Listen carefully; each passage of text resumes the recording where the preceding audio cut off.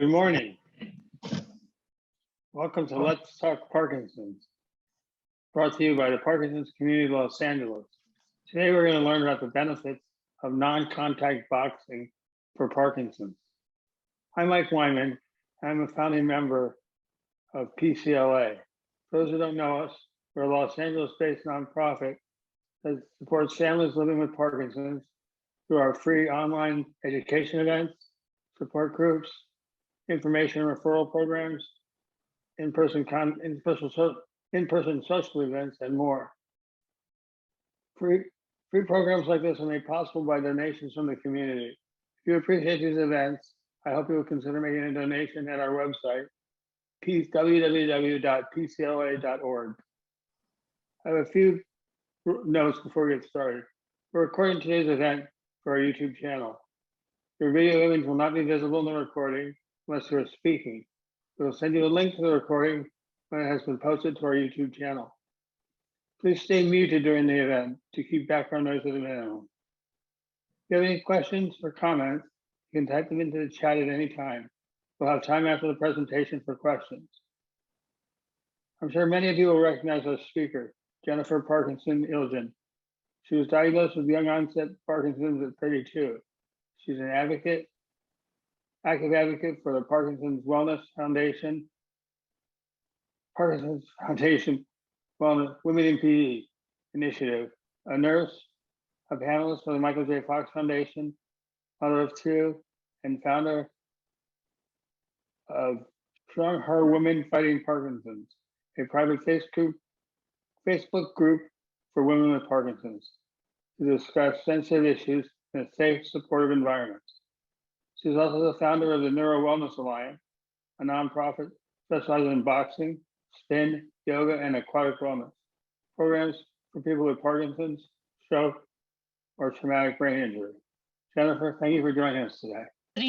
I'm Jennifer Parkinson Ilgen. I'm still getting used to saying that last part. It's good to see everybody today, and I just wanted to come on here today and talk a little bit about my journey, my diagnosis with Parkinson's disease over these last 17 years since I've been diagnosed with it, and talk a little bit about my new organization, Neuro Wellness Alliance, and some of the benefits of not only boxing, but several other different types of exercise like yoga, cycling, and of course, mindfulness, which I firmly believe in. So I'm going to go through a little slide presentation, and you guys can just follow along. We will be able to send this whole presentation out to you guys after. So don't worry about trying to keep up with anything, okay? You'll get a chance to review it all later. For boxing, there have been proven benefits for Parkinson's disease. And I would say I'm probably one of many who have been doing this for quite a long time and pretty much feel like I'm living proof that it does work and it continues to work. So let's see.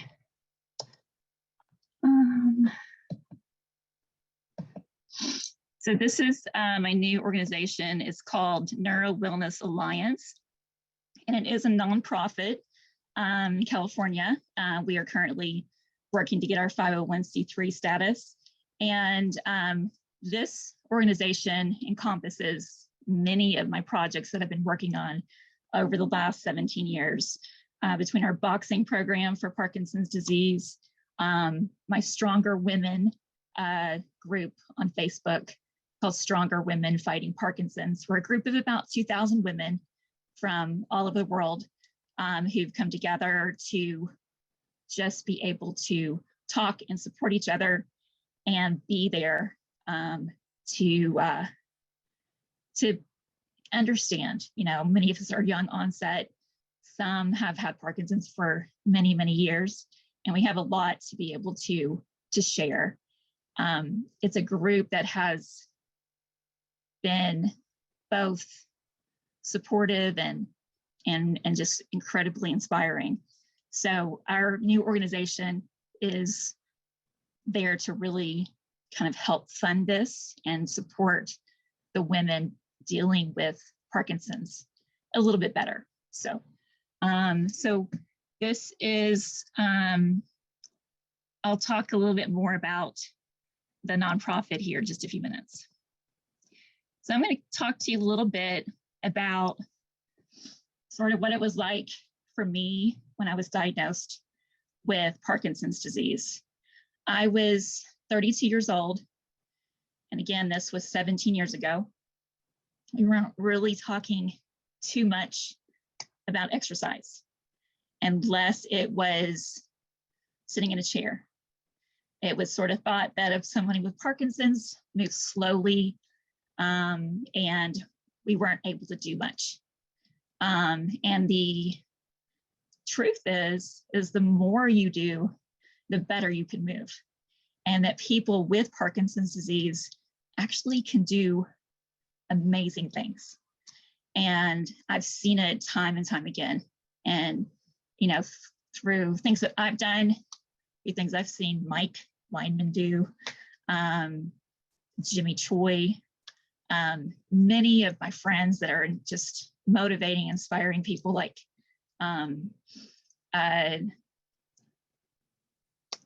well, there's many people out there. I can't think at the moment, but there's tons. There's tons of really, really great advocates out there that are just really doing amazing stuff.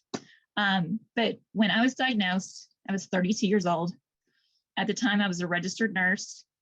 I was married with two very young children. They were 2 and 5 when I got diagnosed with Parkinson's.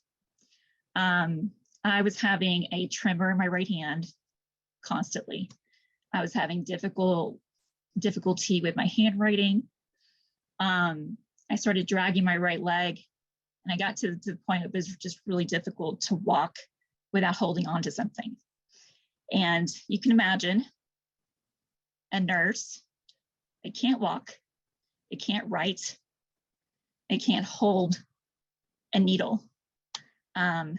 You definitely don't want that person as your nurse.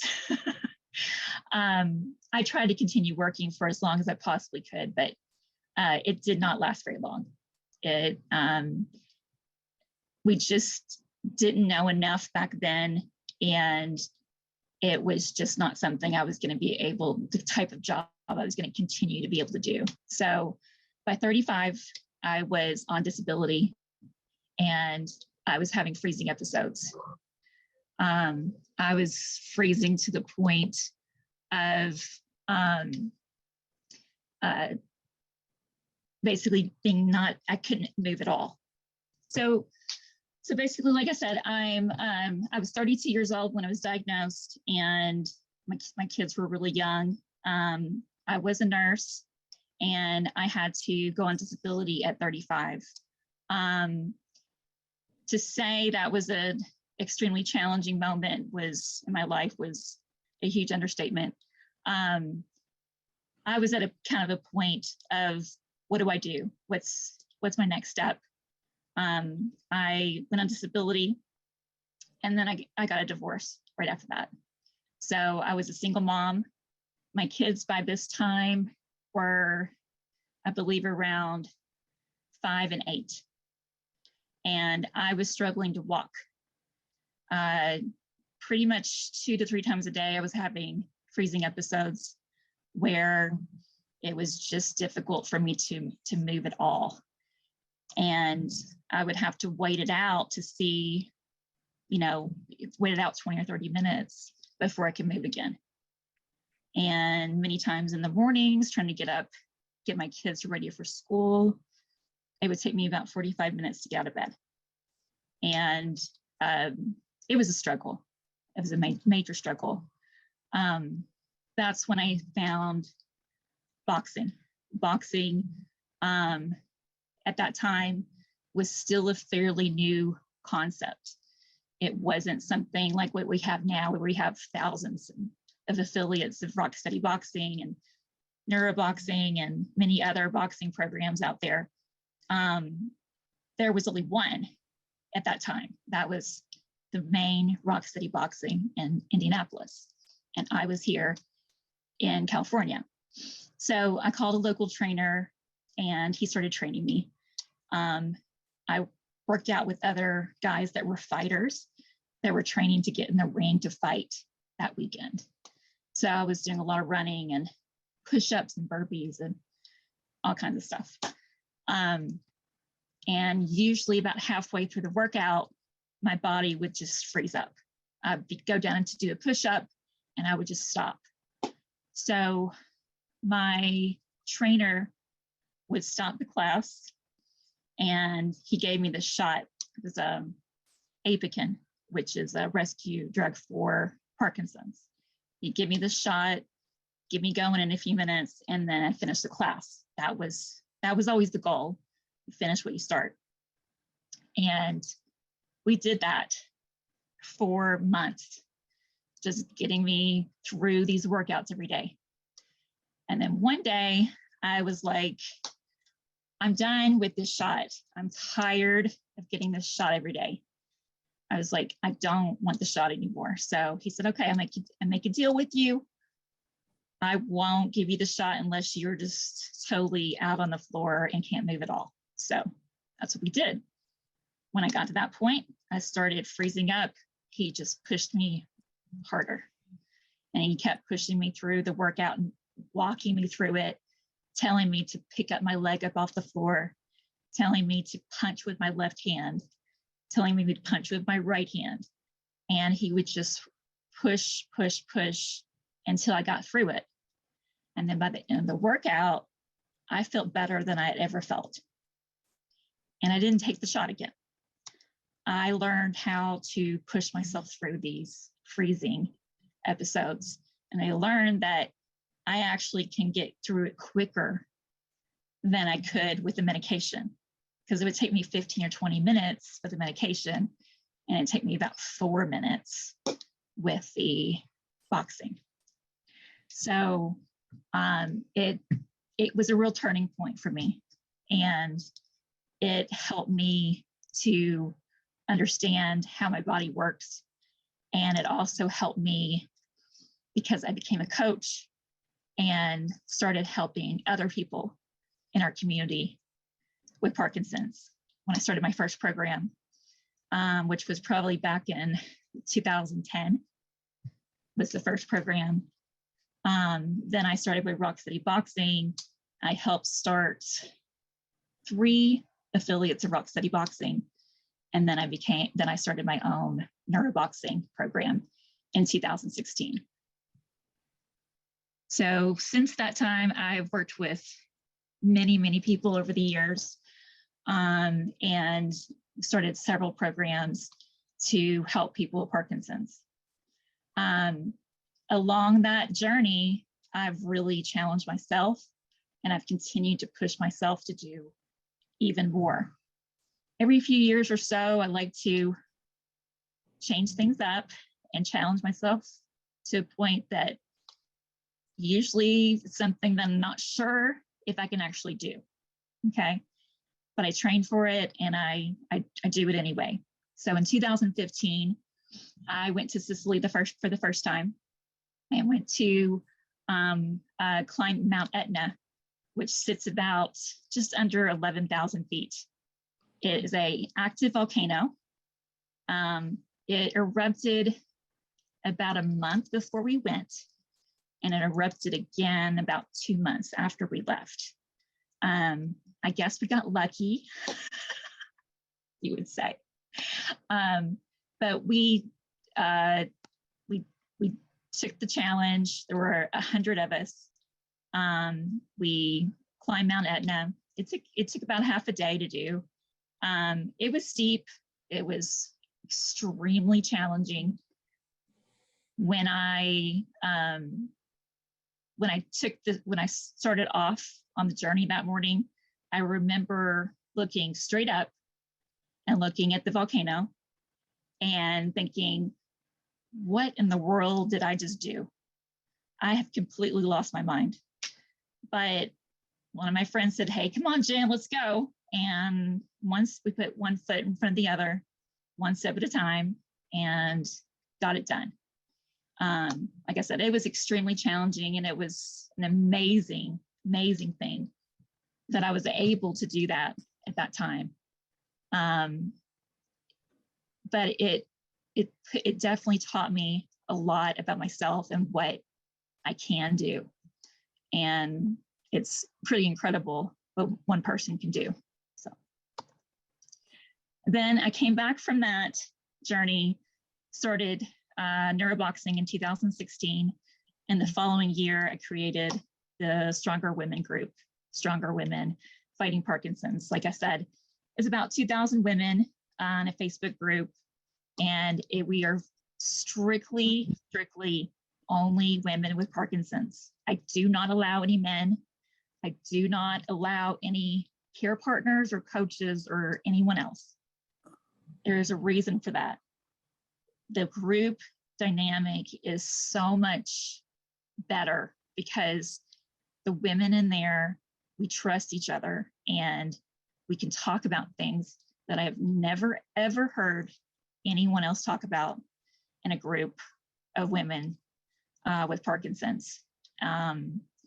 It's just such an incredible support, and I'm incredibly happy that it has taken off the way it has. And we're hoping to be able to support the women in that group a whole lot better. So then in 2018, I took it upon myself to start showing a little bit more about the freezing. It's really easy to like show pictures of yourself, you're boxing, and you're looking strong, and look at me, look how well I'm moving, look what I'm doing. But it's a whole lot harder to show yourself in a video or a picture when you're totally frozen, you can't move, and you're just in this really vulnerable state. But I felt it was time for me to actually show people what I look like on those other days. Those days you don't see me. Those days I can't teach class because I'm at home, so I can't move. And so I showed this video. It took me weeks after we created the video to actually show it. And then along with that, I started doing these other projects. The one on the left was a body painting project. A friend of mine body painted me from head to toe. It took 7 hours. And it was, the gray part is the armor that I always kind of felt was protecting. The other parts, in the blue, is the dopamine. It's what you don't see, what's going on underneath. And that's supposed to be what's sort of that happening underneath that you can't see. And my sort of vulnerability starting to come through. It was an amazing project. It was beautifully done. And I was so happy to get to do that. And then on the right was a project I did with Accorda Therapeutics called Framing Off Through Art. I wanted to show through art, through illustrations, what an actual freezing episode looks like. I don't think you can see the whole picture there, but basically my lower body, it's all made out of tree branches and roots that are just stuck in the ground. And this illustration was created by Anita Kuntz, who is a renowned artist. She has done multiple time covers and Esquire and tons of different magazines. She's done their covers. And she and I got together, and I told her what it was like for me. And this is the illustration that she came up with. This was just again, a very vulnerable time for me. And it it's amazing how art can really help you sort of express things that you can't necessarily put into words. And that's what this did. I don't think we're going to have time for this freezing video, but you will have the link to this. So if you want to watch this later, what kind of time are we on right now? Yeah, I don't think we're going to have enough time. Okay, so there is that link. It's a YouTube video. So when you do get the copy of this presentation, feel free to go to that link and you can see the 4-minute freezing video. Okay, so next was 2019. I went back to Italy again. This time it was a much longer trip. It was 10 days and we trekked 115 miles across Sicily in 10 days. The lowest the temperature ever was 105. Most days was 110 to 115. It was grueling, absolutely grueling, but we made it. We all did it. We all made it and finished the journey. It was absolutely incredible. We went through water up past our knees. We went down these big, steep, gnarly hills, a lot of steep uphill climbs. But it was really just an incredible journey. And again, it was something that challenged me even more than that trip to Mount Etna. I truly didn't know if I would finish. I had no idea if I was going to have enough stamina to actually hike day after day after day for 10 days straight. And we did it. And it was really incredible. The main thing that I hope that you get from this is not for you to go and do a 10-day hike, but just to know that the only limits that you have is what you put on yourself. Okay. If you work hard, you can do so many things. And it's not, once you get that diagnosis of Parkinson's, don't think that that's the end of the road for you. If you work hard, you exercise, you do what you need to do every day and get healthier, you can do pretty much anything that you put your mind to. It may not be a 10-day hike across Sicily. It could be something completely different, but finding something that you love and you're passionate about, that's really the goal. That's really the key to living a really good life. Whether you have Parkinson's or not, you have to find that passion and that joy and something that you want to work towards.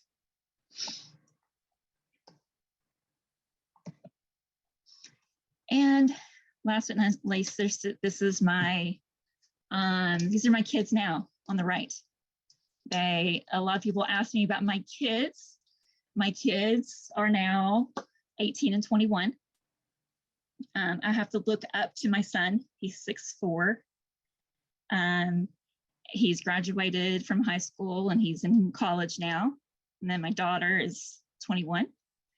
And after all the heartache and everything that I went through, all these last years being divorced and single and raising my kids, I got married again. So right before the pandemic in 2019, I married my best friend, the love of my life, and we're very happy. We're going to be celebrating our 3-year anniversary very shortly. So I have a lot of people, especially in my women's group, that are divorced or they're single and they're faced with a diagnosis of Parkinson's, and they're just said, there's no way I'm ever going to find anybody that's going to want to be with me because I have Parkinson's. And that's, it's not true. It takes a special person. It absolutely does. He's a special person, but they are out there. And I promise there are people out there, very, very loving, supportive people that, so don't ever, like I said, don't give up on that. Don't just assume that just because you're dealing with this diagnosis, that, again, it's not the end of the line. There's so much more to your life. And I feel like I said, I feel like I'm living proof of that. So, so this year, in 2022, I made a decision to start a new nonprofit, which is Neuro Wellness Alliance. I did that because I felt like I love what I had done with neuroboxing, but I felt like I needed to do more. And 17 years ago, when I was diagnosed with Parkinson's, my goal, I always thought I wanted a center where people with Parkinson's can go and they can have everything all under one roof. So that is the goal for my new organization.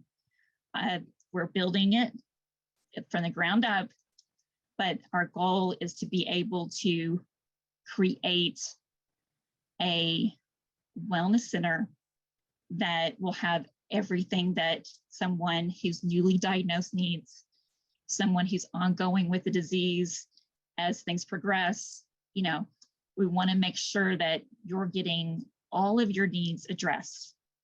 And I really have felt like, you know, by the time I was diagnosed as this long, there would have been something like that.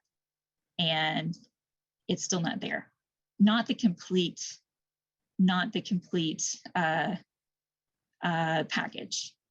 There's bits and pieces here and there, but I think it's really, really important that this actually happens and this center is built, and that is the goal.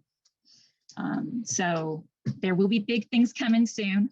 So I'm excited about that. Currently, Neuro Wellness Alliance, we have both online classes and in person. Our online classes, we have boxing classes as well as cycling, like stationary bike cycling classes, 6 classes a week. And then now we have our in-person classes, which are in Woodland Hills at Team Karate Center. And we have 8 classes a week there, 4 days a week. So we sort of moved into a different type of structure where we're working more to have all of our members not only be able to participate in our group classes, but as well as having one-on-one instruction, because the combination works so much better to be able to meet all the specific needs of each of our members. It's really crucial that happens. So we've moved into a different type of program. And coming soon, we will have our neuroadaptive yoga, and we are working towards a project to have aquatic classes. It'll be actually an aquatic boxing class. So really, really excited about that one. We will have more speaker series in the near future, and adding things like mindfulness to our program. Like I said, we still have our Stronger Women Fighting Parkinson's program, which is on the Facebook group for any women who are living with Parkinson's. You're welcome to join.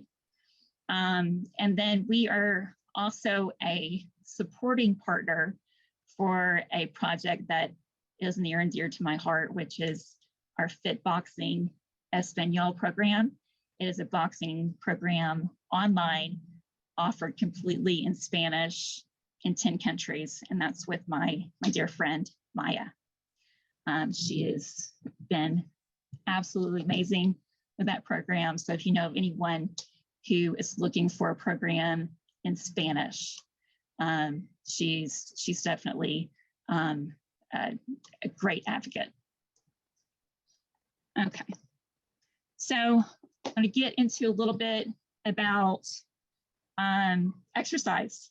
That's what we're here to talk about, right? Exercise for Parkinson's.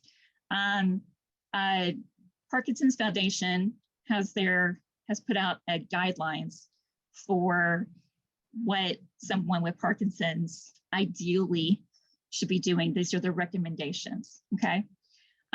So aerobic activity, that should be at least 3 days a week, at least about 30 minutes per session. We typically have hour-long classes, but you can, when you're trying to sort of start off exercising for the first time, you want to gradually, increase your stamina and, eventually add a little bit more time to that. Strength training as well, 2 to 3 non-consecutive days. You want to work on your balance, agility, multitasking, as well as stretching. Stretching and balance exercises, those kind of things, ideally would be good if you could do those every single day, even if it's just a few minutes every day working on those kind of exercises. Now, a lot of these, like all of these types of activities, we all integrate into our program. So it may not be like I do 3 days of aerobics these 3 days, and then 2 days I do strength training, and 2 days I do balance. You're going to run out of days, right? So you want to make sure that you're incorporating these throughout the week into your workouts. One thing that I think is really, really important, we are going to try and do a quick exercise demo, I hope. But many of us, because of the pandemic, started working out at home, okay? So we really want to make sure that you're doing that safely, okay? So if you've never exercised, okay, you really need to make sure, number one, you're talking to your doctor first. Make sure that it's safe for you to start an exercise program, and what kind of program is going to be safe for you to do. But you also need to make sure that you have support. One being things like using a sturdy supported chair for your balance. Many of the exercises we do can be done either standing or sitting down in a chair. You can totally sit for the entire time, okay? Until you're kind of get a little bit more used to standing. If you have any issues with your blood pressure, specifically if your blood pressure gets very low or you get dizzy, you really want to make sure you're not doing anything where you're bending over and coming up quickly, or you're coming down to the floor and standing up real fast, okay? So those kind of things you have to be aware of, and you want to make sure you're doing those things slowly, okay? So when you come up off the floor, you want to slowly come up, make sure that you're standing for a good couple of minutes, make sure that you're steady, okay?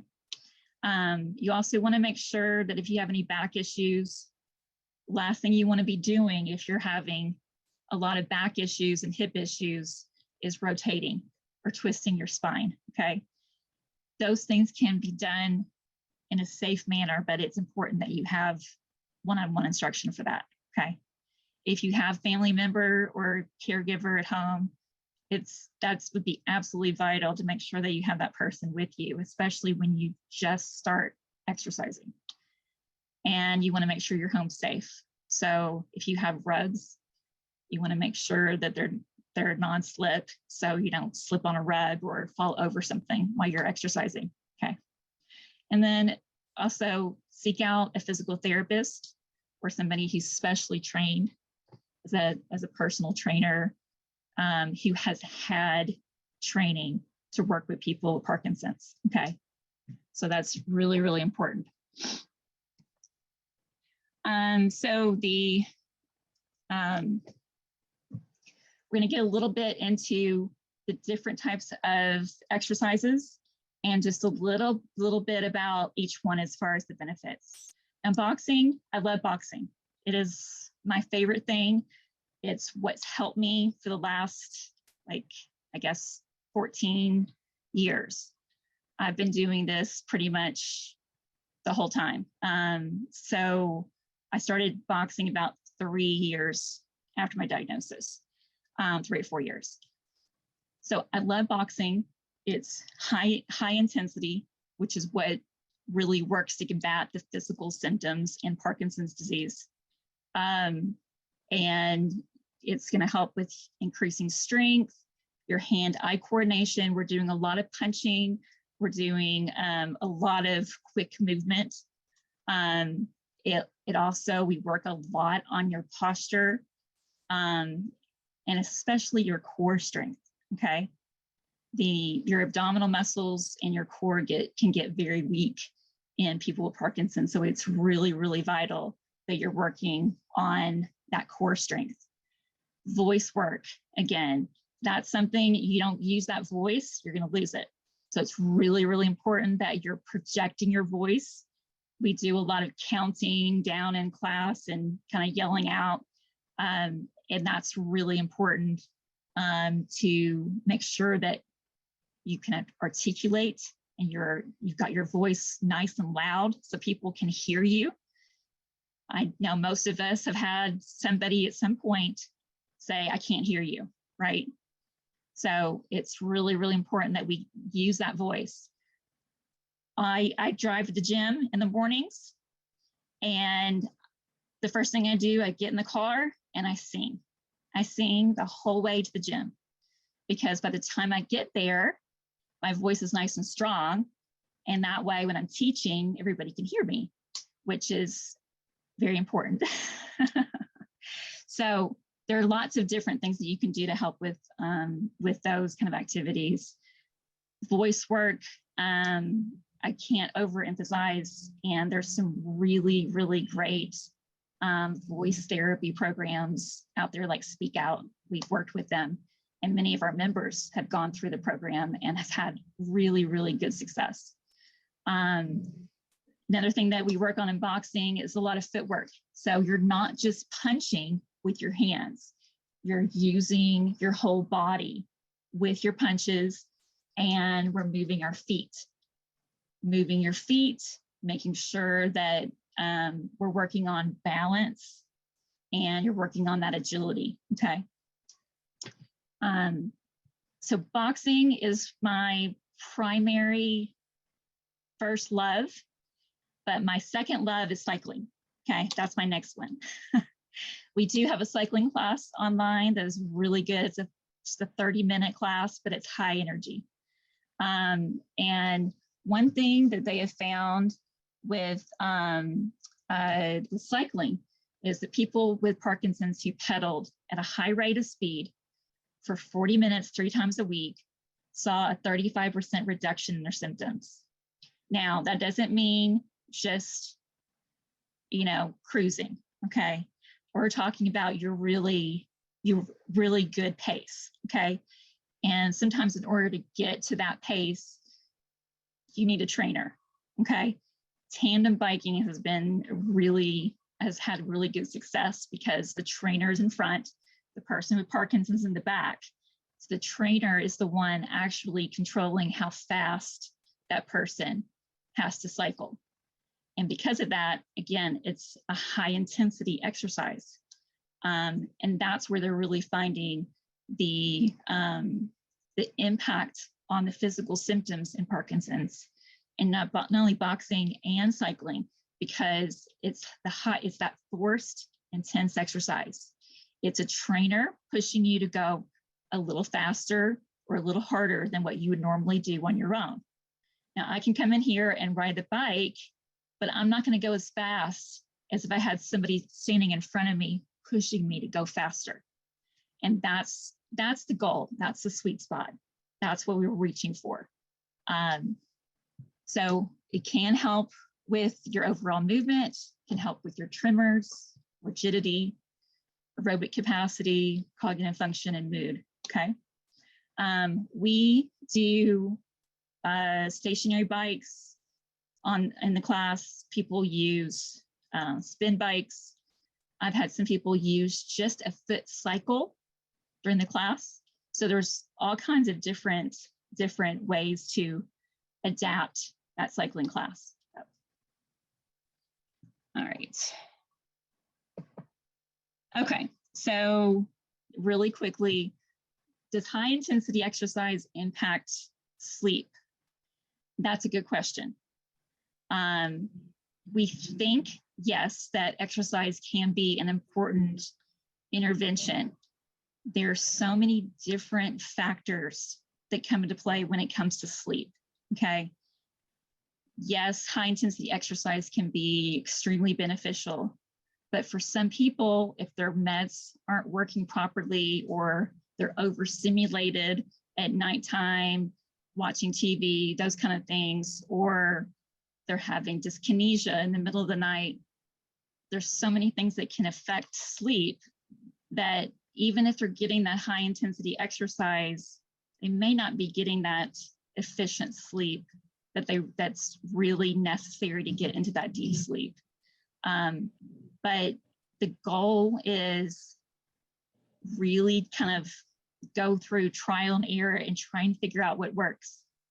I can't emphasize how important your sleep is.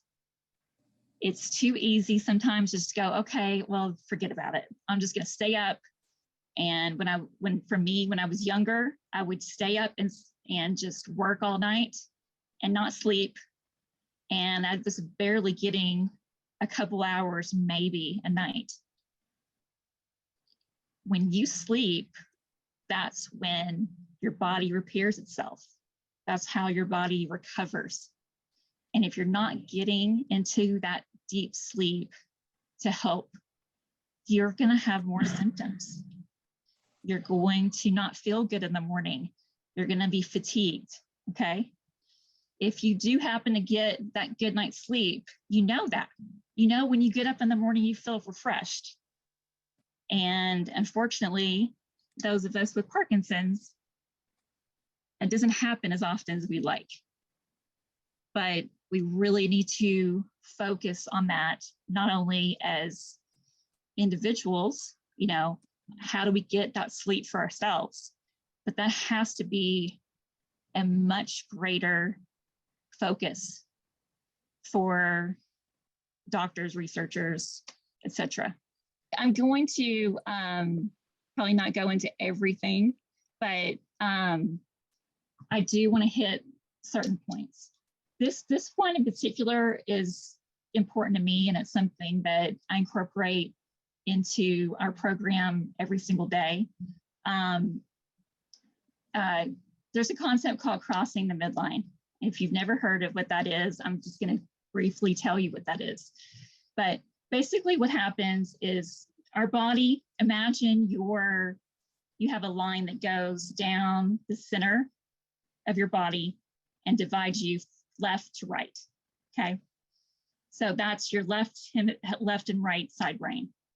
And what happens is in Parkinson's, one of the things that happens is we start having difficulty with our handwriting, okay?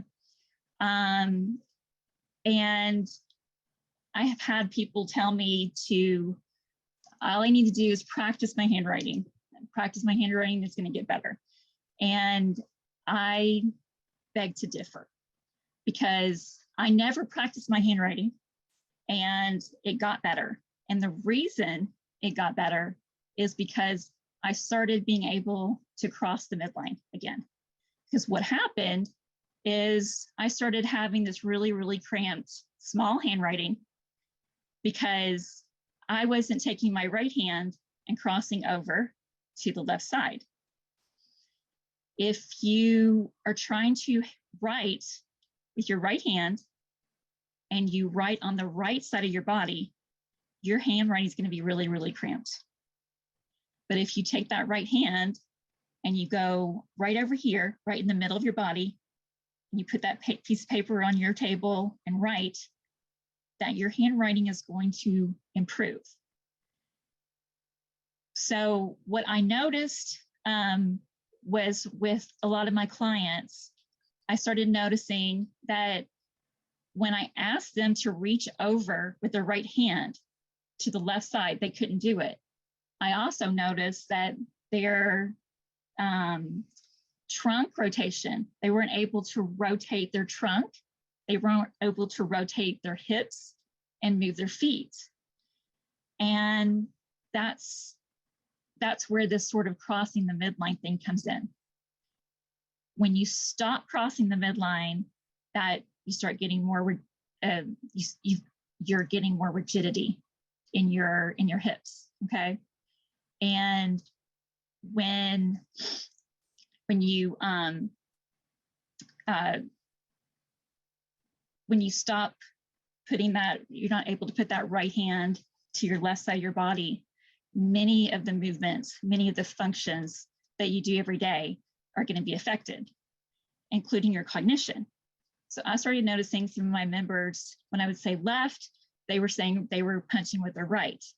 I'd say left, they'd still punch with their right, and they weren't following the commands.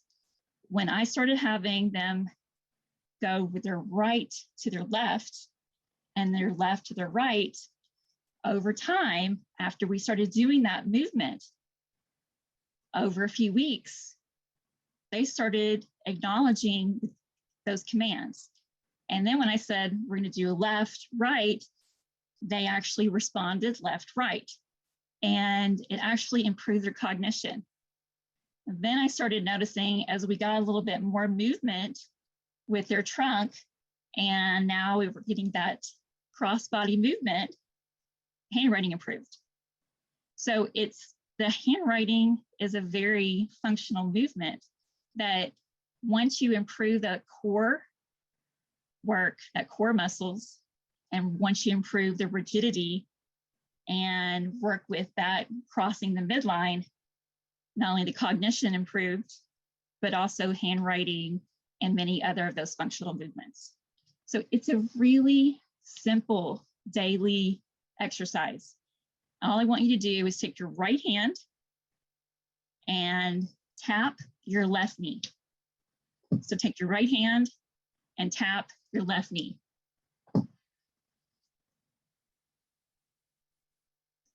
And then I want you to take your left hand and tap your right knee. Take your left hand and tap your right knee. You do that 10 times a day, every single day. Just repeat that. Right hand to your left knee, left hand to your right knee. It sounds incredibly simple, but I'm telling you, just that simple exercise works very, very well. And then you can add other things.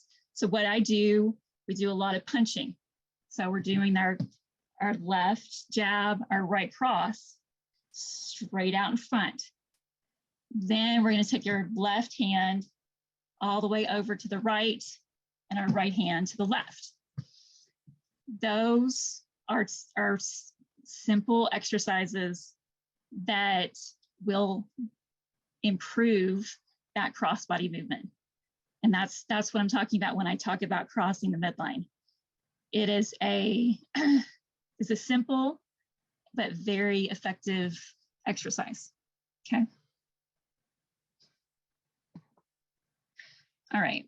So next thing that we're going to talk about is yoga. Yoga is something you can incorporate into a boxing workout. You can incorporate it into just a daily 15-minute stretch before you go to bed or before you get up in the morning. But the benefits of yoga are really, really, really good for Parkinson's because our muscles get really stiff and rigid. And the more that you can stretch your muscles and do that every single day, you're going to move a whole lot better. Yoga definitely can help things like improving your strength, your endurance, your range of motion, your ability to move better, as well as your manual dexterity, hand coordination, as well as your cognition. Improves mobility, flexibility. The big one too, besides the flexibility, is how much it can help improve your balance. And that is a really crucial thing for Parkinson's disease. So improving your balance, as well as your gait, how well we walk, and especially reducing the risk of falling. Yoga has definitely been shown to reduce anxiety and depression as well. The big thing with yoga is to make sure that you are seeing a yoga therapist, or you're in a class that is specific for neurological disorders or adaptive yoga. I've heard from many people over the years that have told me that they had MS or Parkinson's, and they tried to go to a yoga class and they felt overwhelmed. And that's really disappointing to me, because yoga should be a very welcoming activity. It should be able to be adapted and can be adapted to anyone, regardless of your ability. So just, reach out to me or reach out to PCLA, and they can definitely direct you to someone that can, who is experienced in yoga and works with people with Parkinson's, because there's many instructors out there that can help. Yoga can be adapted you can do it standing, seated in a chair. You can even do yoga poses and laying down in bed before you even get up out of bed in the morning. So it's definitely something that I think is a really beneficial exercise for Parkinson's. You also want to, in yoga, there are specific poses that will focus on strengthening your core and your posture. It'll help with some of that countering the rounding of your shoulders. A lot of people with Parkinson's are kind of forward stooping. So you want to, this yoga will really help with kind of helping that posture. So you are holding yourself more upright, and ultimately will help with reducing your fall risk. Okay. There are things like gentle hamstring warm-ups. There's a knee to the chest pose, which is really good. Lateral stretches can also help relieve stiff muscles, like first thing in the morning. Standing in a forward bend helps elongate the middle and lower back while you're stretching your hamstrings. Hamstrings can get really extremely tight in Parkinson's. Okay.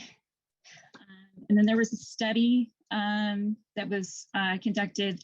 94% participants saw a reduction in anxiety after performing yoga each morning, and 82% had said that it actually helped their insomnia. So if you're having trouble with anxiety or sleeping, this is something I would highly, highly recommend. If morning yoga isn't your thing, you can consider adding it to your routine at bedtime as well.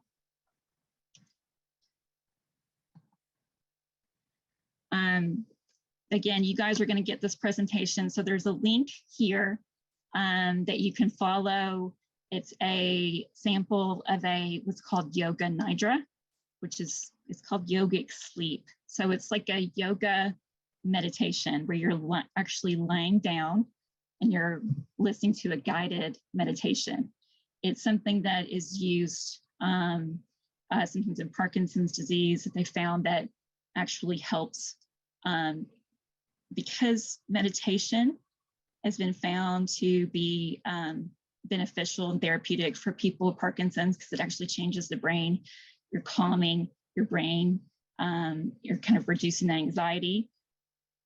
And also with yoga together is helping kind of to calm the brain down, and it calms your body down to get you in that mode to be able to sleep better. It's something that you can't just do one night and then expect to be able to sleep. It's something that you would have to do on a regular basis.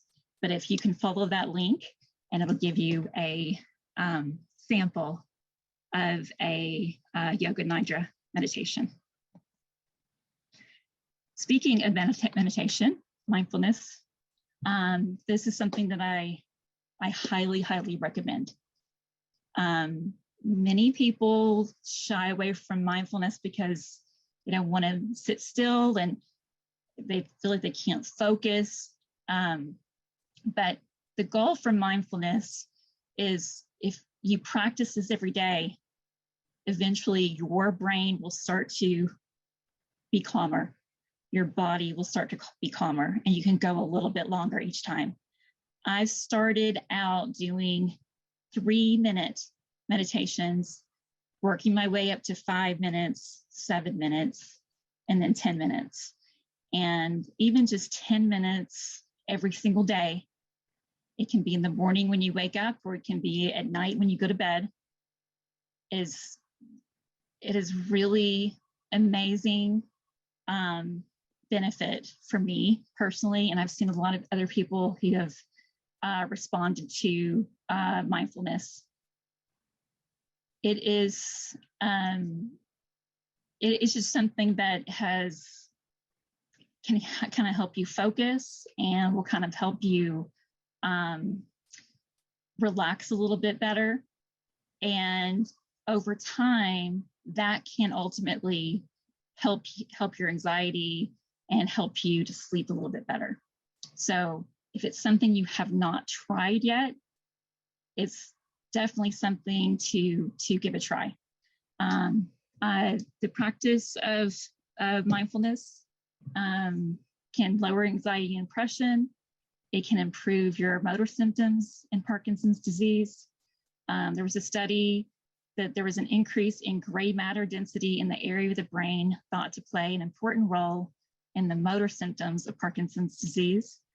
Additional studies in 2016 also found significant reductions in anxiety, depression, and distress about symptoms, along with improvements in memory and verbal fluency.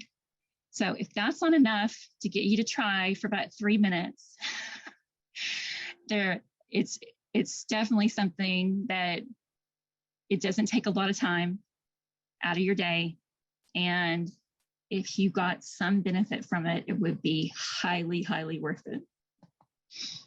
So again, this next page, there are a couple of clips. The first one is a mindfulness clip. It's on an app called Insight Timer app. If you don't use apps, you can go to, they have a browser that you can go to on the internet. You just type in Insight Timer app. And there's a really good smiling relaxation mindfulness. The next link is from the Davis Phinney Foundation. It's 5 days of mindfulness exercises, and they gradually get longer each day. So if you want to try that, that's a good one to give a try. The last thing that I want to talk to you about is, we've talked about boxing, we've talked about cycling. Those are your high intensity exercises. We've talked about yoga. That's going to be, get you more focused, relaxing, help with anxiety, flexibility, mindfulness to help you your anxiety and calm your brain, calm your body. But your mindset is different. This is what you have control over and what you don't have control over. Sometimes we get so caught up on all the things that are wrong and all the things that you can't do that you kind of lose that focus of trying to come up with solutions to the problems that you're having. I like to try and get into sort of a, the best, positive mindset that I can possibly be in. I'm not, walking around all happy all the time. Okay. I'm not giddy happy, but I do know that there's lots of things that I can do, and there are lots of things that I have control over. And those things that I don't have control over, those are the things I have to sit down and go, okay, what can I do about this? How can I change my environment? How can I change my schedule? How can I change my exercise? Or, can I get some help to support me so that I can feel better and do better? So trying to get into this sort of mindset of think about the things that you can do. So, many times we don't have control over our disease, but there's things that we do have control over. I don't have control over how tired or fatigued I am today, or that my medication started wearing off before the presentation started. Or, I have, more off episodes today than I did yesterday. Or if I can cook a meal for myself today. I may not have control over those things, right? So, but I do have control over certain aspects of that. I can make sure I'm drinking enough water. How much water did I drink today? Well, maybe I can't get to my water bottle because it's downstairs. So my husband put a small little refrigerator in the bedroom so that I don't have to go very far. And then there was that day when I couldn't get out of bed. So we put a water bottle by the bed.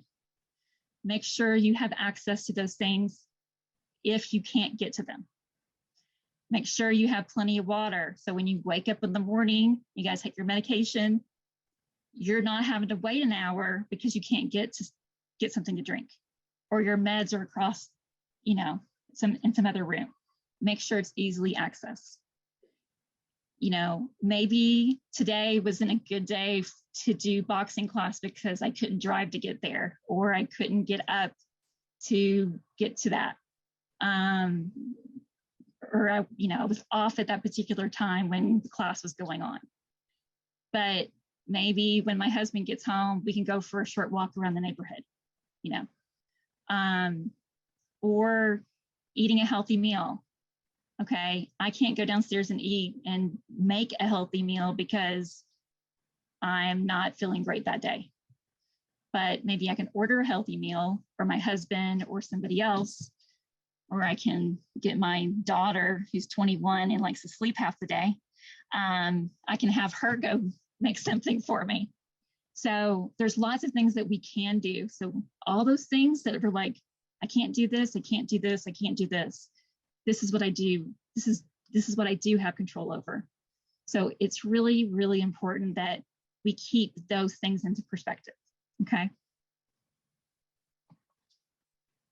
This is just a sample of the wheel of wellness, and I put different things.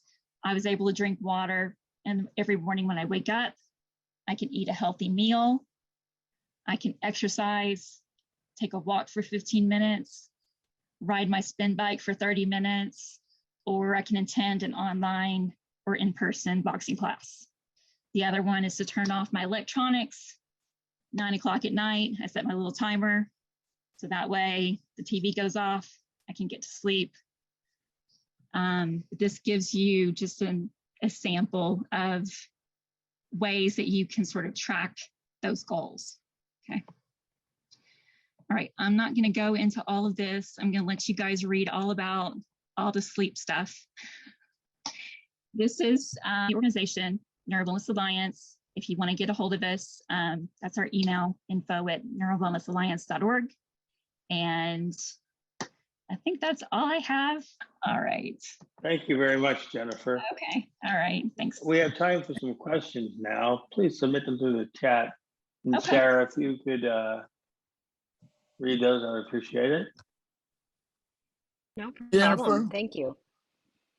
Jennifer, Yes. can you ride a bicycle outside? Will that work? Me Well, that- personally, no. No, all of us. Yeah, I mean, It really depends on your ability. Okay, so if you're confident and you can independently like ride a bike around and you're fine with that, absolutely, yes. If it's safe to do so, then absolutely. But if you're somebody who is very, very unbalanced on a bike, I would say no. Okay. Okay, thank you for your presentation. That's where the tandem bike comes in and the stationary bike. So yeah, Thank you. you're welcome. Nice presentation. Oh, thank you. Thanks, Bill. Jennifer, we had a related question. You mentioned the tandem bicycle. Nessa asks, where do you find a tandem bicycle? They tried cycling but have problems with the clips. With Any recommendations oh, there? there's clips for the tandem bike. Yeah, I don't know if you want to weigh in, I Nessa, on haven't that. actually looked at. I haven't Oh, actually for cycling. I even looked at one for a long time, so I'm not sure. For what the spin issue- bikes, even. Fix the clips. Now I Yeah. have the spin bike I have. It has cages on it. Okay. You can even buy those, and you can switch them out. Yeah, I Yeah. tried it. It didn't work great because I have a spin bike, but thank you. Yeah, because this is it's not a tight cage. Like I used to have trouble trying to get my foot to go in them. Right. This is it's pretty loose. This came, I got this on Amazon. So it's worked for me. Yeah, I used to do the clips too at the gym, and it would take me forever to kind of push my foot into those things. So But what are I the cases I called? definitely recommend the cages Okay. over that. Because on I've Amazon, had to stop cycling outside because of balance issues, but I did get my hands on a bike trainer where you remove the rear wheel of your bike and you bolt your road bike onto a trainer, which Uh-huh. then plugs into your computer, which then plugs into the internet, and your computer plugs into your TV, and you get scenery, and you can ride with buddies. And when you're going uphill, it increases resistance, and you go downhill, it decreases resistance. I want to see that. I need to see a So, picture of that. It's made by, if you check out Garmin, TAC-X, or Neo 2T bike trainers. These are wonderful machines that allow you to have the full experience of biking. You can even, if you have buddies who have similar equipment, you can set up a meet point and you can cycle through the like that Champs-Élysées in idea. France, Yeah. or you can cycle through New York City, or you can pick various maps that they have. And there's several services that you can subscribe to that give you different sceneries and things. Okay. So it's really been a lot of fun. It's good exercise. It's safe. And you know, if you're That's looking, the main thing, is to make sure that you can get the exercise you need and do it safely, you know. and there is that little competitive element that you talk about, because on what you see on the screen are other cyclists, and of course you don't want the guy behind you to pass you, or you want to catch up to the guy or gal in front of you. And so it does give you motivation to just go. That's really cool. So I'm gonna anyway, I definitely check that out. just thought I'd mention that for folks who are outdoor road cyclists and are having difficulty. Cycling in traffic is so dangerous, just unbelievable. Yeah, I even tried to get on a tandem once with a trainer, and as soon as we got out on the road, I was like, my anxiety just went through the roof. I was like, I can't do this. I'm fine in the neighborhood, but that's about it. I can, as far as I can go. But I see Angela said maybe we need to do a session on cycling. I agree. There's a lot to cover here. I think that would be really good. Absolutely. I saw Roger had his hand up for a while. Roger, are you still wanting to ask a question? You can go ahead and unmute yourself. I think he put his hand down.